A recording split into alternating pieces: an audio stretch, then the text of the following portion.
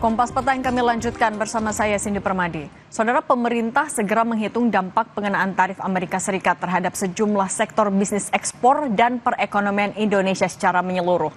Bersamaan dengan itu, pemerintah juga menunjuk delegasi tingkat tinggi ke Washington DC untuk bernegosiasi langsung dengan pemerintah AS. Melalui rilis tertulis, Sekretaris Kemenko Perekonomian Susi Wijono Mugiarso mengatakan pengenaan tarif resiprokal atau timbal balik AS berdampak signifikan terhadap daya saing ekspor Indonesia, utamanya di sektor elektronik, tekstil, alas kaki, minyak kelapa sawit, karet, furnitur, udang, serta produk perikanan laut yang menjadi produk ekspor utama Indonesia di pasar AS. Sambil menghitung potensi dampak terhadap perekonomian negara, pemerintah pastikan menjaga stabilitas yield surat berharga negara dan nilai tukar rupiah. Indonesia juga berkomunikasi dengan Malaysia selaku pemegang keketuaan ASEAN terkait langkah bersama menghadapi kebijakan Presiden Trump.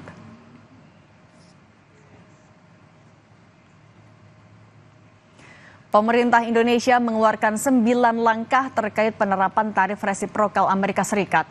2 di antaranya, yakni pemerintah Indonesia akan terus berkomunikasi dengan pemerintah AS dalam berbagai tingkatan, termasuk mengirimkan delegasi tingkat tinggi ke Washington DC untuk bernegosiasi langsung dengan pemerintah AS. Selain itu, Indonesia telah berkomunikasi dengan Malaysia selaku pemegang keketuaan ASEAN untuk mengambil langkah bersama mengingat 10 negara ASEAN seluruhnya terdampak pengenaan tarif AS.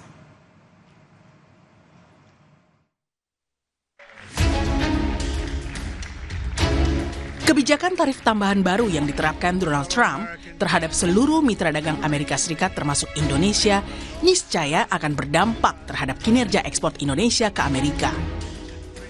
Menurut ekonom Celios Bima Yudhistira, produk tekstil seperti pakaian jadi dan alas kaki adalah produk ekspor tujuan AS yang cukup besar, sehingga akibat tarif tambahan AS ini berpotensi pada penurunan order yang berujung pada efisiensi tenaga kerja.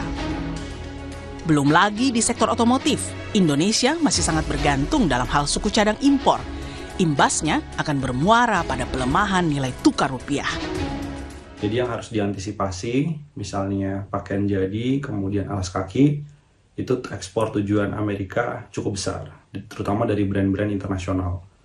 Sehingga kalau terjadi kenaikan tarif yang mengakibatkan permintaan bisa turun untuk pasar Amerika, maka imbasnya adalah penurunan order atau efisiensi terhadap tenaga kerja di Indonesia. Yang ini harus dimitigasi segera karena bisa menyebabkan efek dari PHK. Selain itu untuk otomotif, ini adalah sektor yang paling rentan karena sebelumnya ada 25% tarif untuk suku cadang dan kendaraan yang dirakit di luar Amerika.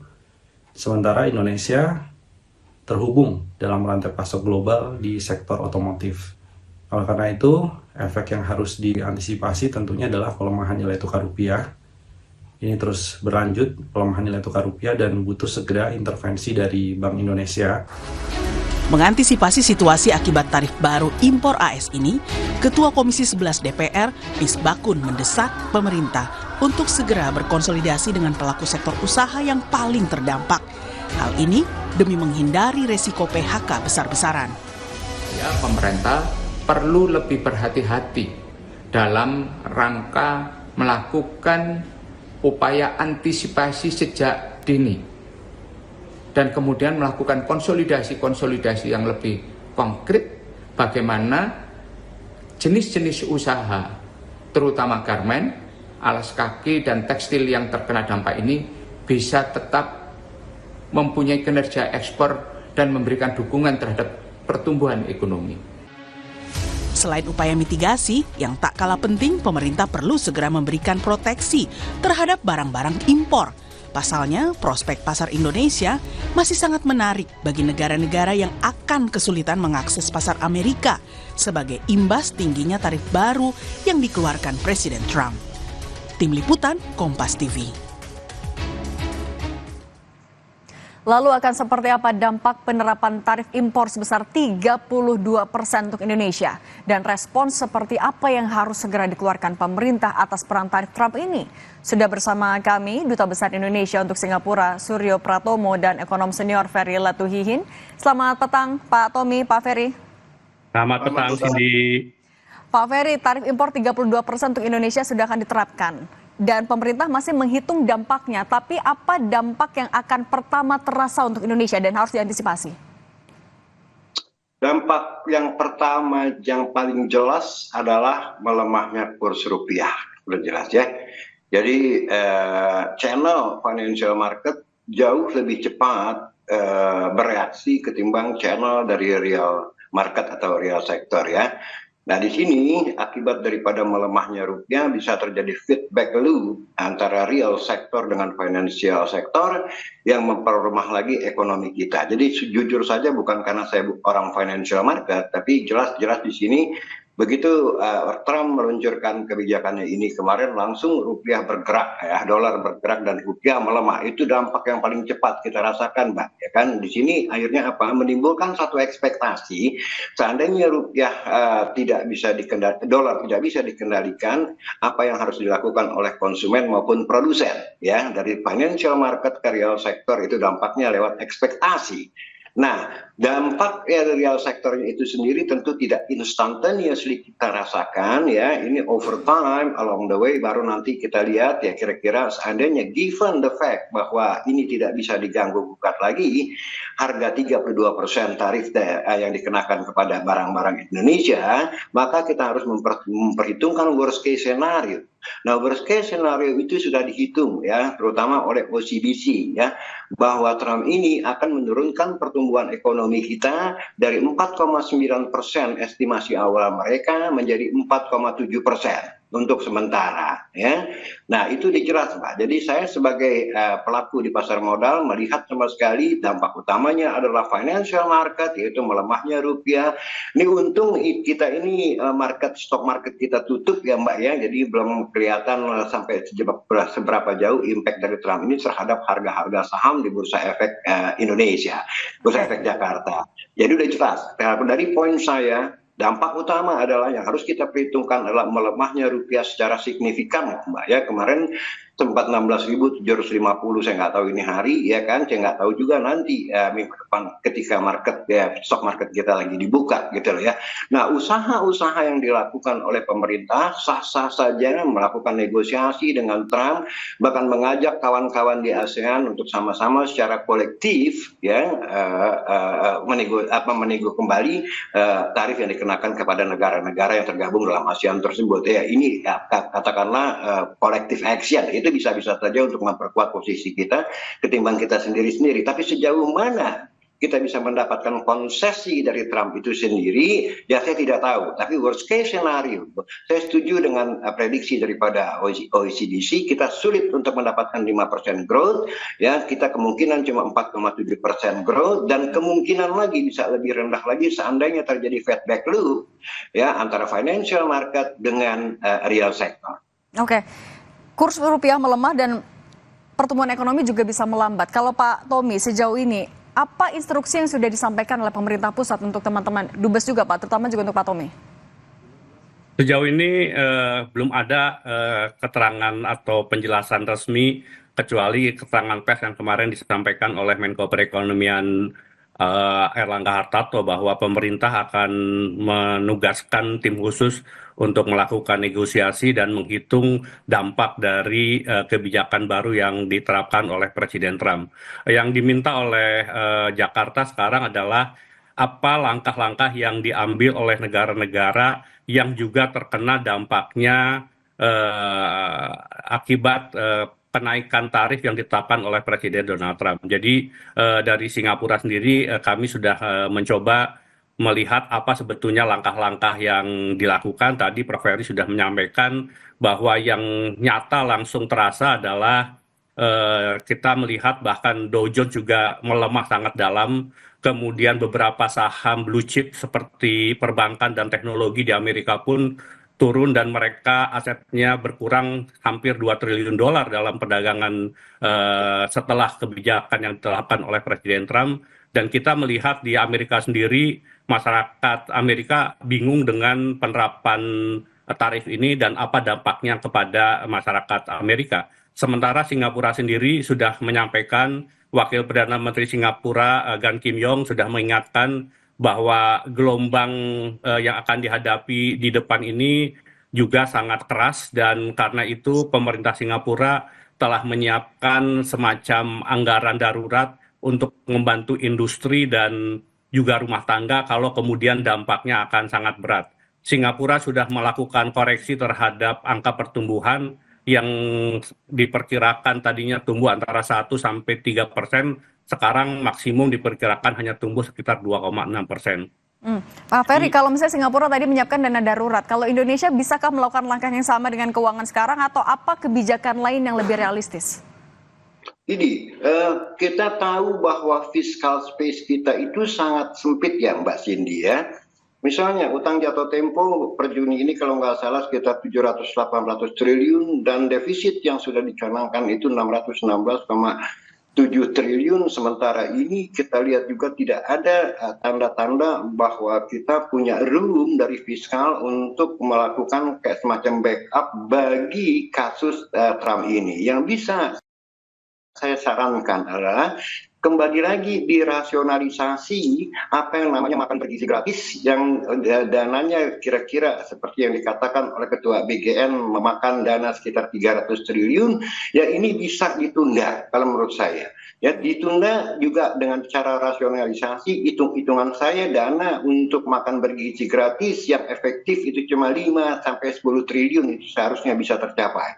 Tidak 300 triliun ya. Nah selebihnya juga ada pemotongan APBN sebesar 306 triliun itu yang mau dikucurkan ke Danantara. Nah ini juga tidak jelas dengan duit itu mau diapakan di Danantara, kan kita tidak tahu program-programnya, bisnis plan-nya. Jadi kalau memang benar-benar 306T itu tadi yang dipotong dari APBN bisa membackup kasus Trump ini, membackup industri kita, tidak terjadi layoff besar-besaran, memitigasi risikonya, saya rasa itu lebih cantik ketimbangkan mengucurkan dana 306 triliun untuk Danantara dan makan bergizi gratis yang menurut saya adalah pemborosan yang sangat dahsyat. Oke, Pak Tommy, pasar saham dibuka pada tanggal 8 di satu hari sebelum kebijakan diterapkan untuk Indonesia 32%. Kalau sampai menunggu hari itu, akan banyak dampak yang semakin banyak yang harus diperhitungkan. Menurut Anda sebenarnya sambil menunggu sebenarnya apa yang bisa pemerintah Indonesia lakukan? Ya, memang ini nasi sudah menjadi bubur, jadi kita terlalu lama liburnya. Jadi Indonesia mungkin negara yang paling lama liburnya pada Lebaran. Malaysia saja hanya libur 2 hari. Dan karena itu kita betul-betul khawatir ketika dibuka pada hari Selasa yang akan datang. Itu karena pasar dunia sudah tertekan sudah beberapa hari. Itu ibarat magma itu sudah sangat besar, bisa kemudian dikhawatirkan akan berdampak sangat negatif terhadap pasar modal maupun pasar uang. Tapi sekali lagi minggu depan kebetulan ada pertemuan Menteri Keuangan ASEAN dalam rangka persiapan KTT ASEAN. Dan semua negara-negara ASEAN sepakat untuk melakukan langkah bersama. Tadi yang Prof. Ferry sudah sampaikan, ini harus ada joint effort dari negara-negara ASEAN karena sekali lagi dampak yang dihadapi negara ASEAN, terutama Kamboja, kemudian Vietnam, Thailand, itu jauh lebih besar dari apa yang dihadapi oleh Indonesia. Pak Ferry, tapi kalau kita masih mencermati bagaimana perkembangannya sampai tanggal 8 sampai pasar dibuka, ini kan akan menjadi akan semakin banyak dampak yang harus diperhitungkan. Anda memiliki kekhawatiran yang sama, seperti apa yang harus dilakukan? Ya, saya justru sebaliknya dengan Pak Dubes ya. Maaf kalau saya bilang ini adalah suatu blessing in disguise ya, pasar kita tutup Pak Dubes. Ya, jadi kalau dibuka juga udah ambruk sama sekali ya. Nah ini kembali lagi kalau saya sih mengharapkan ada semacam overreaction yang berlebihan di Wall Street kemarin. ya, karena kan pasar modal tidak lain adalah sering terjadi overreaction yang sangat dahsyat ya, kadang-kadang sampai bullish terlalu bullish, bearish terlalu bearish. Nah, saya harapkan akan lebih banyak informasi yang masuk selama beberapa hari ini sebelum market dibuka yang bisa menenangkan market nanti ketika dibuka, Mbak Cindy ya. Jadi nggak terlalu panik selling sehingga sampai trading halt seperti tanggal 18 Maret lalu gitu loh. Walaupun harapan ini sebetulnya tipis, tapi saya bersyukur sebetulnya bahwa market kita tutup ya kan, sebab kalau sekarang ini market kita buka, saya khawatir bisa terjadi trading halt karena tadi malam saya lihat Dow Jones juga amblas luar biasa lebih dari 5% kalau nggak salah ya. Jadi apa yang bisa kita harapkan, yang kita bisa harapkan untuk sampai tanggal 8 nanti adalah bahwa akan masuk informasi yang lebih menggembirakan, sebab informasi ini yang sekarang kita terima itu sudah sangat worse. Jadi nggak bisa worse lagi ya, mudah-mudahan lebih baik sehingga bisa menenangkan pasar maupun forex market. Oke. Pemerintah kan juga sekarang lagi koordinasi dengan Malaysia yang memegang posisi keketuaan ASEAN. Tapi Pak Tommy, sebenarnya seberapa kuat posisi ASEAN untuk bernegosiasi dengan AS? Ya, sekali lagi ASEAN dengan 600 juta penduduk dan ekonomi hampir di atas 3 triliun dolar. ASEAN itu sebuah kekuatan ekonomi yang luar biasa. Dan sekali lagi tentunya kalau kemudian kita bisa tepat menemukan orang yang betul-betul punya kedekatan dengan Amerika, bisa melakukan approach kepada USTR, kemudian kepada Kementerian Perdagangan Amerika, saya kira banyak hal-hal yang bisa dikomunikasikan. Sekarang kan kalau kita melihat sebetulnya Amerika Serikat berharap apa sih imbalan yang bisa diberikan negara-negara lain kepada Amerika supaya kemudian defisit perdagangan mereka itu bisa lebih kecil. Yang unik memang dengan Singapura karena itu Singapura agak kecewa karena sebetulnya Amerika mengalami surplus perdagangan 2,8 miliar dolar dengan Singapura, tetapi mereka tetap mengenaan tarif 10%. Yang terberat bagi Singapura adalah semikonduktor, itu adalah 30% dari ekspor dari Singapura ke Amerika.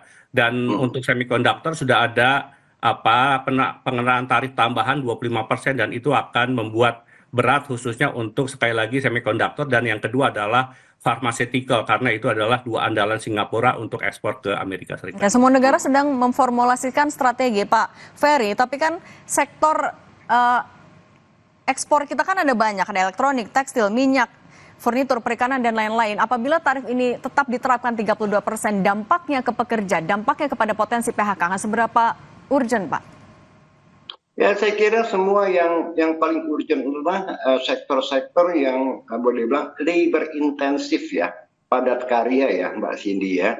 Nah, di sini mungkin kalau kita negosiasi ulang dengan Trump, mungkin kita bisa pilih satu persatu item-item yang mana kita minta keringanan ya. Seandainya tidak bisa semua item pro rata diturunkan gitu loh ya. Nah, ini mungkin juga kita harus bisa mengatakan bahwa the bad impact ya kan, impact yang buruk terhadap ekonomi kita juga ini akan mengglobal dan juga yang akan terkena Amerika Serikat itu sendiri ya, melalui inflasi yang semakin tinggi. Sebab kan tarif itu pada dasarnya adalah mendorong inflasi ke atas untuk Amerika itu sendiri ya. Jadi saya rasa sih seandainya kita tidak bisa menegosiasi semuanya, tapi kalau umpamanya item per item misalnya alas kaki, apakah itu baju, apakah itu sepatu, garment ya, yang labor intensive, bisa kita katakan Trump, please take it into account bahwa this is labor intensive industry yang kita butuh keringanan dari Anda. Jadi kalau tidak bisa semua, saya rasa item per item kita harus bisa menegosiasi. Pak Ferry, tapi kalau untuk menghadapi potensi pelemahan kurs rupiah juga, apa yang bisa dilakukan pemerintah dalam waktu cepat? Tergantung arus derasnya. Ini kan ada kayak semacam arus dari luar ya kan, dari exogenous forces dan endogenous forces ya. Kita sebelum ada Trump juga sebetulnya udah ada tanda-tanda rupiah kita melemah akibat artinya gini, akibat kebijakan-kebijakan pemerintah kita ini yang tidak pro bisnis ya, malah populis sekali gitu kan, sehingga membuat kapital itu kabur ya. Kita lihat sempat trading halt waktu itu belum ada Trump tanggal 18 Maret, bagaimana mereka tidak percaya akan sustainability daripada fiskal kita ini gitu loh ya. Nah, saya khawatir dengan adanya Trump ini menambah dorongan dolar ke atas gitu kan. Nah, yang bisa dilakukan tentu oleh BI. BI ini bertanggung jawab untuk menstabilkan atau menekan ya kembali dolar tidak terlalu melambung tinggi. Nah, pertanyaannya adalah apakah reserve kita, cadangan devisa kita itu nanti tidak terkuras habis seandainya arus keluar dolar itu tinggi sekali. Nah, jadi kita nih agak sedikit tidak beruntung karena dibandingkan negara lain. Karena pertama adalah dari internal forces, dari internal domestik kita sendiri memang nasib rupiah tidak terlalu baik terhadap dolar. Ditambah lagi adanya tekanan dari eksternal gitu loh. Nah, saya berharap kalau worst case scenario, saya berharap jangan sampai lebih dari 17.000. Ya, sebab kalau sampai lebih dari 17.000, saya khawatir akan terjadi apa yang namanya black swan, ya, binah liar exchange rate. Oke, jangan sampai lebih dari 17.000 rupiah. Oke, ya, Pak Tommy, nggak usah terlalu optimistis di bawah ke 17.000, bisa dijaga di 17.000, menurut saya itu udah excellent. Oke, Pak Tommy, terakhir, alternatif negara yang bisa menjadi tujuan ekspor untuk Indonesia sambil ya masih melihat bagaimana situasi itu kemana saja? Dan terakhir juga harapan, Pak, singkat saja. Yang pertama adalah mencari pasar baru itu tidak mudah. Dan 38 miliar dolar Amerika Serikat ekspor Indonesia ke Amerika itu berarti membutuhkan begitu banyak negara. Nah, yang kedua adalah yang kita khawatirkan sebetulnya adalah kelebihan produksi dari negara-negara seperti China, Vietnam itu akan kemana? Jangan sampai kemudian kelebihan produk yang tidak bisa masuk pasar Amerika itu masuk ke pasar kita. Dan itu akan semakin menekan perekonomian kita. Karena itu saya kira memang langkah mitigasi perlu dilakukan. Yang pertama adalah bagaimana menegosiasikan dengan Amerika. Tapi yang kedua adalah secara internal apa kebijakan yang perlu kita lakukan untuk menyelamatkan pasar kita. Dan kemudian sekali lagi untuk mencari pasar baru itu butuh waktu yang sangat lama. Karena itu memang perlu ada dana cadangan atau dana insentif, dana krisis yang harus disiapkan pemerintah yang tadi oleh Pak Ferry sudah disampaikan ada beberapa hal yang bisa kita sisihkan untuk menyelamatkan ekonomi kita. Baik, Pak Tommy dan Pak Ferry, terima kasih sudah berbagi pandangan di Kompas Petang. Sehat selalu. Terima kasih. Terima kasih. Terima kasih Pak Tommy. Usai jeda, saudara, Timnas U17 Indonesia bakal memulai perjuangan di Piala Asia U17 2025 pada laga pertama kontra Korea Selatan malam ini Stadion Pangeran Abdullah Al Faisal, Jeddah, Arab Saudi. Juara dan runner-up grup dalam turnamen ini akan langsung lolos melaju ke Piala Dunia U17.